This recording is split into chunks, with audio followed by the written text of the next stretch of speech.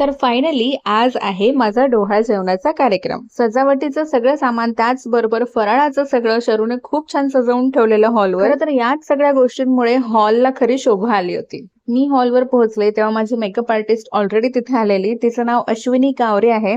अनुची ती college friend आहे आणि ती खूप सुंदर मेकअप करते. तिचं प्रोफाईल सुद्धा आहे Instagramवर. मी टॅग करेल नक्की. ही जी फ्लॉवर ज्वेलरी मी घातली आहे ही रिअल फ्लॉवर ज्वेलरी आहे आणि त्यांचं सुद्धा पेज मी नक्की टॅग करेल. माझ्या पुढे मिठाईचं जे ताट ठेवण्यात आलं होतं त्यातला मी पेढा काढला होता, पण विठ्ठल रुक्मिणीची मूर्ती होती त्याच्यातली मी रुक्मिणीची मूर्ती घेतली होती.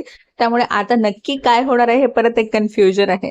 आणि आम्ही खूप सारे फोटोज काढले आणि त्यांनी खूप छान सुंदर व्हिडिओ सुद्धा बनवून दिले आहेत. जे कितीही नाही म्हटलं तरी जरा मला धावपळ झाली होती, ज्याच्यामुळे मला टेन्शन आलेलं, पण माझ्या बाळाने मला बिलकुल त्रास दिला नाही. कार्यक्रम खूप छान झाला आणि ती माझ्यासाठी एक लाईफ टाईम मेमरी झाली.